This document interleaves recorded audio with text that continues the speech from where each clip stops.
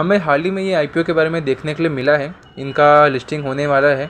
तो आज कंपनी के पहले हम कंपनी के बारे में देखते हैं, फिर आईपीओ के बारे में देखते हैं। अगर स्टार्ट किया जाए तो कंपनी के बारे में बात करें तो 2013 में ये इनकॉर्पोरेट हुई थी। ये कंपनी मैन्युफैक्चरिंग यूनिट है। मैन्युफैक्चरिंग इट मीन्स कि टीएमटी बार्स ये बनाती है। टीएमटी बार्स क्या होता है? टीएमटी बार्स एक स्टील का क्वालिटी होता है और ये वो स्टील की क्वालिटी का मैन्युफैक्चरिंग करते हैं। जो टीएमटी का फुल फॉर्म है थर्मो मैकेनिकल ट्रीटेड बार्स। ये जो होता है ये आपको स्टील की क्वालिटी बताती है कि कितनी ड्यूरेबल है, कितनी कैसी क्वालिटी है वगैरह वगैरह ये सब चीज़ें। बाकी इनका जो मैन्युफैक्चरिंग यूनिट है वो गुजरात में है। यहाँ पे उन्होंने मेंशन किया कि manufacturing facility strategically located in Bhaila village near Bavla in Ahmedabad district Gujarat. Okay, और अगर इनके डिस्ट्रीब्यूशन पैनल की बात की जाए तो ये टोटली अगर देखा जाए एज ऑफ 31 जुलाई 2025 इनका 3 डिस्ट्रीब्यूटर्स है, 227 डीलर्स हैं। Okay, this network enables the company to efficient supply its produce to consumer across Gujarat and other states. मतलब इनका मेजर तो दिखता है मेरे को गुजरात में ही, लेकिन अलग स्टेट में अवेलेबिलिटी है। और अगर वर्कफोर्स की बात की जाए तो उनका 31 जुलाई के हिसाब से 230 परमानेंट एम्प्लॉयज़ है। ये इनके कुछ रिवेन्यू फोकसेस है जो गुजरात के रिलेटेड इन्होंने मेंशन किया है, ये आप रीड कर सकते हो। ओके, इतना कंपनी ने अपने बारे में बताया नहीं है कि क्या उनकी स्पेशलिटी है, इनका क्या चीज़ है। इन्होंने मेंशन किया कि क्या क्या चीज़ें वो बनाती है, वो सब आप रीड कर सकते हो। यहाँ पे इन्होंने ये भी मेंशन किया कि ये the company also deals in scrap and binding wires which are sold with Gujarat and other states. ये सब चीज़ों में बना मतलब स्टील की क्वालिटी से बना के देती है। ये मेजरली वो स्टील्स बनाती है जो बिल्डिंग्स में काम आते, कंस्ट्रक्शन लाइन्स में काम आते, सिविल लाइन में काम आते। तो इन शॉर्ट वही हुआ, ये मैन्युफैक्चरिंग करती है वो सब चीज़ें जो क्वालिटी ऑफ स्टील्स होते हैं। अगर कंपनी के आईपीओ के बारे में बात की जाए तो कंपनी का आईपीओ स्टार्ट होगा 17 सितंबर को, 19 को ख़त्म हो जाएगा। आप अप्लाई नहीं कर पाओगे 19 के बाद।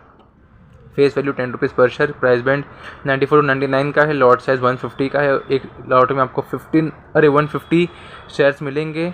और फ्रेश कैपिटल का सेल टाइप है। इसका टोटल इशू 148 करोड़ के आसपास का है। रजिस्टिंग बीएससी एनएससी में होगा। आपको अलॉटमेंट 22 को देखने के लिए मिल जाएगा, सितंबर मंडे को।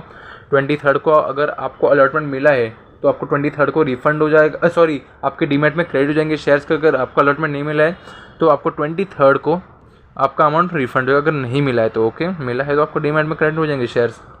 और लिस्टिंग जो होगा 24 सितंबर को होगा इसका।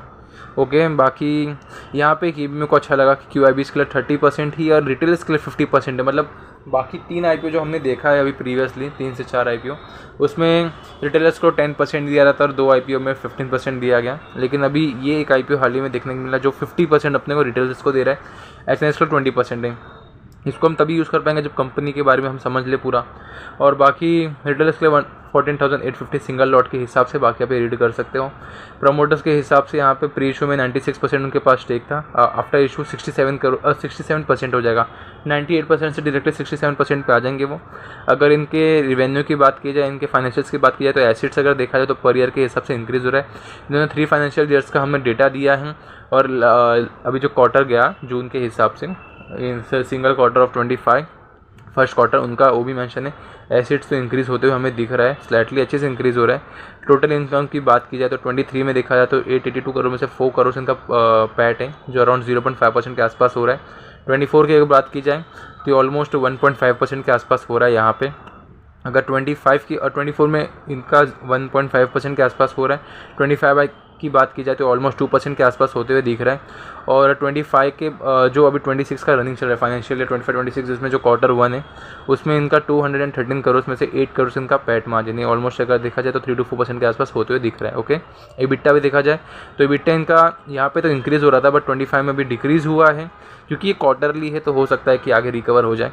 नेटवर्थ देखा जाए नेटवर्थ भी अच्छा खासा इंक्रीज़ हो रहा है। कंपनी के रिजर्व एंड सरप्लस भी अच्छा खासा इंक्रीज़ हो रहा है। ओके, टोटल बोरोविंग्स मेरे को यहाँ पे थोड़ा ऐसा लग रहा है क्योंकि देखिए टोटल बोरोविंग्स काफ़ी ज़्यादा इंक्रीज़ हो रहा है। इनका टोटल बोरोविंग्स बहुत ज़्यादा ही इंक्रीज़ हो रहा है फास्ट, क्योंकि देखा जाए बहुत सी कंपनी ऐसी होती है कि अपना बोरोविंग्स को कंट्रोल में रखती है, थोड़ा कम करती है फिर ज़्यादा होता है कभी, लेकिन इनका देखा जाए तो कंटिन्यूशन में इंक्रीज़ ही हो रहा है। ओके, ओवरऑल फाइनेंशियल देखा जाए तो मेरे को एवरेज ही लग रहा है। टोटल बोरोविंग की वजह से थोड़ा मेरे को डाउन लग रहा है। बाकी इनका जो पैसा यूज़ होगा वो प्री पेमेंट अपने जो लोन है ये जो बोरोविंग से कम करने में हेल्प आउट होगा। चलो ये एक अच्छी चीज़ है कि अपना पैसा यहाँ पे ये इंक्लूड करने वाले। बाकी जनरल कॉर्पोरेट पर्पज़ के लिए रिटर्न ऑन कैपिटल एम्प्लॉयड 12% के आसपास है। डेप्ट टू इक्विटी 6 का है, यही तो है। मतलब टोटल बोरोविंग्स के हिसाब से डेप्ट इनका बहुत ज़्यादा ही लग रहा है मेरे को। रिटर्न ऑन नेटवर्थ 20% का है। पैट मार्जिन 1.91 का, ये शायद आई थिंक सो ये इधर के हिसाब से 23.5 के हिसाब से फाइनेंशियल ईयर 1.91% वाली 2% के आसपास। और EBITDA मार्जिन अगर देखा तो 5.91 का, प्राइस टू बुक वैल्यू 7.43 का है। मतलब कंपनी यहाँ पे थोड़ा वैल्यूएशन तो मेरे को ज़्यादा लग ही रहा है। एक बार अपन पीयर कंपैरिजन भी देख लेते हैं। पीयर कंपैरिजन के लिए हमने Kamdhenu and Viraj iron and steel को लिया है। ये भी अच्छी कंपनीज हैं, हम कंपेयर कर लेते हैं। पी रेशियो में देखा जाए यहाँ 33 का है और इनका 13 और 11 का है, तो यहाँ पे तो ओवर वैल्यूड लग रहा है। अर्निंग पर शेयर भी देखा जाए तो कामधेनु से तो ज़्यादा ही है, बट विराज आयरन से कंपेयर करें तो कम है, 4.29 का है अर्निंग पर शेयर, ये भी थोड़ा कम है। रिटर्न ऑन नेटवर्थ 20% का है, ओके। नेट एसेट वैल्यू 13 का है एवरेज। और रिवेन्यू अगर देखा जाए तो इनका 771 करोड़ का है, 771 करोड़ का। और अगर कंपेयर की जाए इनसे तो ऑन एन एवरेज ही है। तो मेरे को ओवर वैल्यूड तो लग ही रहा है, क्योंकि कंपनी का अगर देखा जाए तो पैट मार्जिन स्लाइटली इंक्रीज़ हो रहा है। पहले 0.5% था, फिर 1.5%, अभी 2% के आसपास रेंज कर रहा है। हो सकता है कि ये ईयर में हो सकता है कि अच्छा परफॉर्म कर सके। एक बार इनका ग्रे मार्केट प्रीमियम देखते हैं, आई थिंक सो अवेलेबल नहीं होगा, एक बार चेक कर लेते फिर भी।